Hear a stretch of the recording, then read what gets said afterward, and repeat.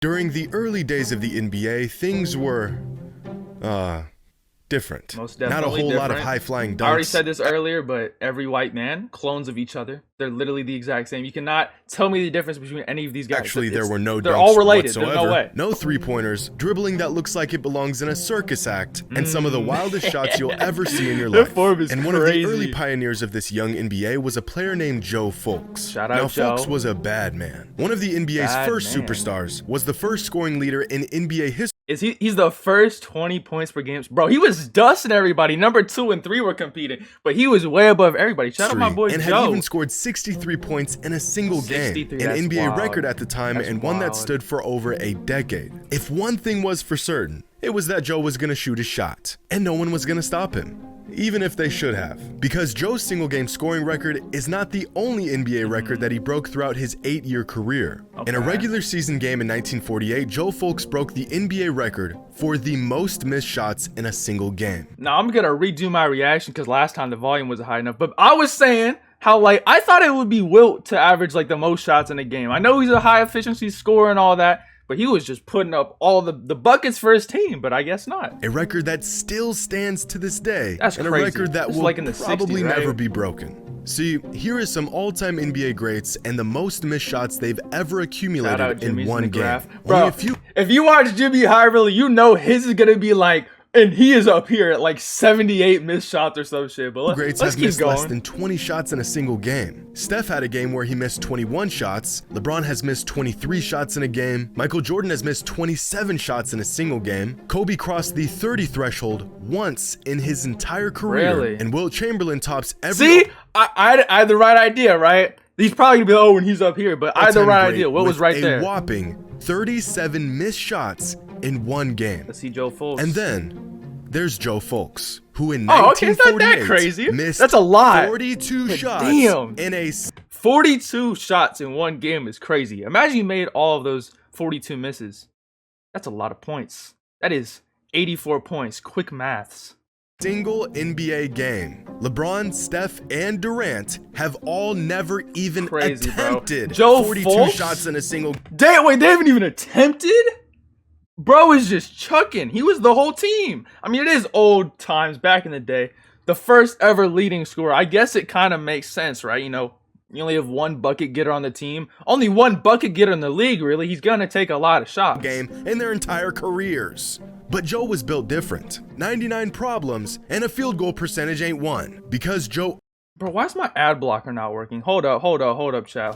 Dion. We're gonna do some finesse, right? But Joe was built different. 99 problems and a field goal percentage ain't one. Because Joe also holds the 2nd, 5th, 6th, and 10th spots for Damn! That boy be chucking. He is just chucking shots. Oh my goodness. most missed shots in a single NBA game. And this is just one of many insane NBA facts you have to see to believe. Shout out my boy Joe Fulks. We kind of look related, you know? White man with hair. White man with hair.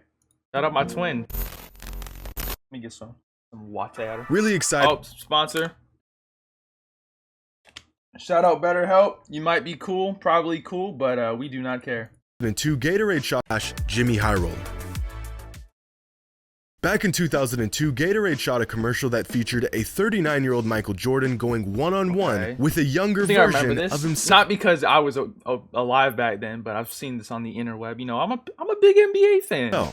This commercial was first aired during Super Bowl 36 in front of millions of viewers, and to this day remains one.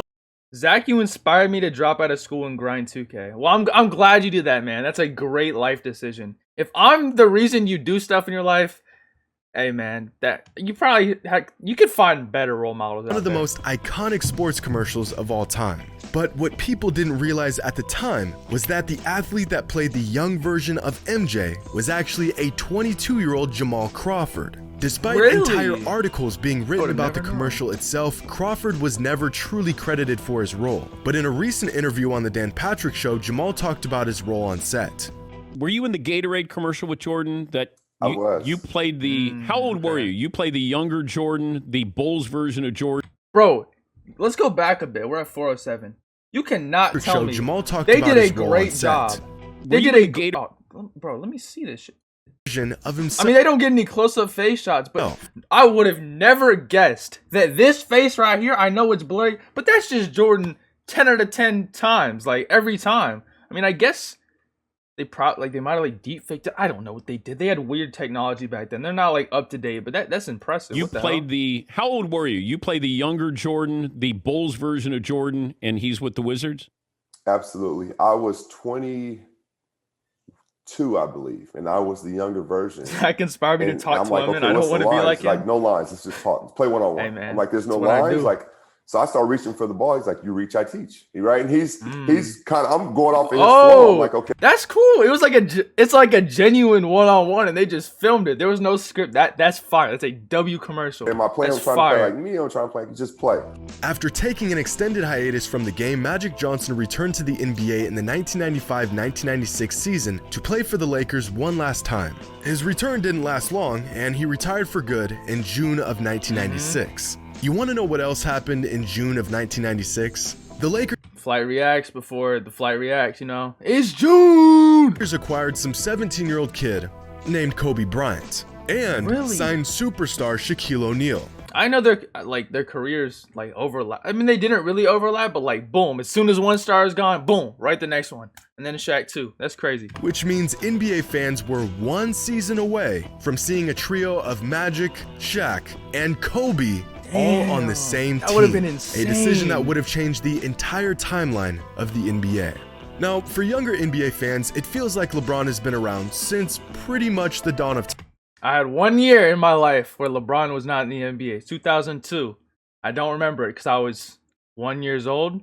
Or not even a year old, but yeah. Not my whole life, Jimmy. Get it right. In fact, for a lot of fans of the NBA, they've never seen a league without LeBron James. And that's because LeBron has been in the NBA for longer than he hasn't been in the NBA. Damn, that's I know, crazy. that sounds a bit That is weird. crazy. I mean, he did go in the NBA like what, 18? I guess that So makes sense. let me explain. LeBron was 18 years and 303 days old when he was drafted into the NBA.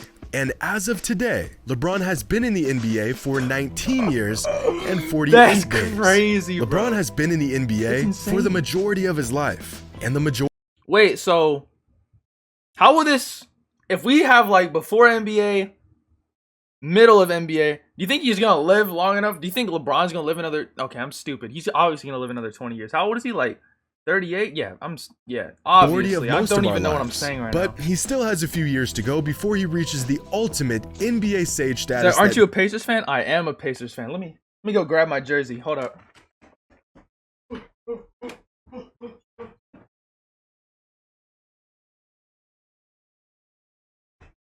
Yes, sir. My boy, Paul George. Now, I know he's not a Pacer anymore, but he's the reason. Him and Danny Granger, the reasons I'm a Pacer fan. Danny Granger's the reason I was a Pacer fan. Bro is a bucket. And then he got hurt. Paul George just became a god and then just kept me as a Pacers fan. Hi, GV. How's it going? I might throw up. Hey, really? Vince Carter obtained a few seasons ago, Wait, hold which is on. the majority of most of our lives. But he still has a few years to go before he reaches the ultimate NBA sage status that Vince Carter obtained a few seasons ago. By the time Vince retired, the span of his NBA career made up an absurd 30% of all seasons in One player takes up a third of the entire existence of the NBA. That is NBA wild. history. The man was a part of nearly a third of the NBA's entire existence. And throughout his career, he faced thousands of players, including not one, not two, not three, or four, or 5, 6, 7, 8, 9, 10, 11, but 12 father-son duos in the NBA. Bro, that is wild. Who's the oldest person here? Like, it's gotta be like Arvidas. That's like the furthest back, I would think. I don't know, really. That's my guess. You heard that correctly. Vince Carter was Wait, Patrick Ewing Jr. played in the NBA? I didn't even know that. in the NBA for so long that he played the father and the son of 12 different NBA That families. is wild. Now, if you had to guess which player has the highest offensive rating in NBA history, who would you guess? Jordan, LeBron? Highest offensive rating? Bro, my prediction right now, I'm gonna say Giannis. It's probably very wrong, but That's my guess. Steph, maybe Shaq or Kareem, maybe even throw in a wild card guess like Jokic or Giannis. Yo, that's me. It really doesn't matter because I can guarantee with 100% certainty your guess is wrong. No offense. Damn. It's just that the current record holder is literally the last guy you would Oh, it's gonna be like fucking Steve Novak or some shit, some random ass because player. the all-time leader for offensive rating is Rudy Gobert. Mr. Defense himself, Rudy Gobert, 3-time. Actually, I don't know how many defensive player of the years he has, but he's gotten like several.